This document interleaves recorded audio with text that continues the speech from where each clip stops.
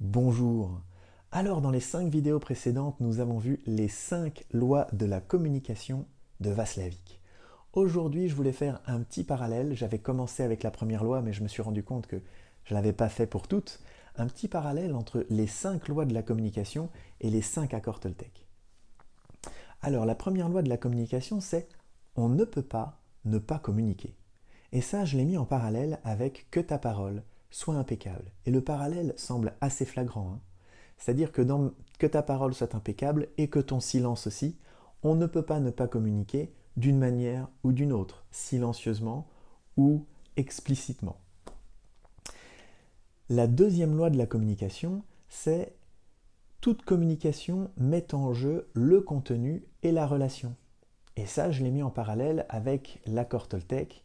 Ne prends jamais rien personnellement. Parce que si tu prends les choses personnellement, cela va entacher la relation et à ce moment-là, le contenu et la relation vont être décalés. On n'aura plus une relation transparente, claire, explicite, limpide. Je ne vais plus communiquer exactement ce que je vais communiquer. Je veux communiquer parce qu'il y a quelque chose dans la relation qui est trouble. Pour assainir la relation, pour la clarifier, il n'y a rien de tel que de jamais rien prendre personnellement. La troisième loi de la communication, c'est la communication, c'est du verbal et du non-verbal. Donc comment je vais réussir à savoir si ce qu'on me dit est vrai? Eh bien, je vais appliquer le 5e accord Toltec. Soyez sceptiques, apprenez à écouter. Apprenez à écouter pas seulement avec vos oreilles, mais avec votre ventre, avec tout votre être. Et quand il y a quelque chose qui vous dit là, ce que la personne me dit, j'ai l'impression que c'est pas juste. Vous pouvez faire un retour, vous pouvez ou alors le prendre en considération, le mettre en conscience.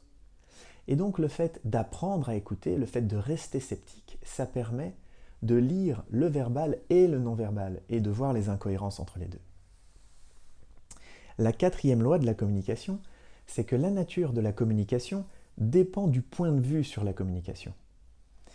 Et là, j'ai mis en parallèle avec l'accord « Ne faites pas de suppositions ». Dans cet accord de « Ne faites pas de suppositions », une des solutions, c'est de poser des questions à l'autre, de l'aider à expliciter. Si je ne fais pas du tout de suppositions, je vais dire « Mais pourquoi est-ce que tu viens vers moi? Pourquoi est-ce que tu viens? Qu'est-ce que tu attends de moi? Qu'est-ce que tu attends de moi ?» Ça va m'aider de sortir des suppositions et d'aider l'autre à expliciter ses attentes cachées. Et c'est là que on va pouvoir mettre sur la même longueur d'onde nos points de vue sur la communication. Le 5e accord Toltec, c'était que la communication peut être symétrique ou complémentaire, et que dans les deux cas, ça peut être fluide ou non. Et là, le meilleur accord que j'ai vu, c'est le 5e, c'est fais toujours de ton mieux. Que la relation soit symétrique ou qu'elle soit complémentaire, il y a une manière d'avoir une fluidité dans la communication, en appliquant aussi les quatre premières lois de la communication. Donc fais toujours de ton mieux dans la fluidité, en appliquant les 4 premières lois de la communication, et donc les 5 accords Toltec. Voilà, je vous souhaite une excellente journée, et on se retrouve demain pour la prochaine vidéo. À bientôt!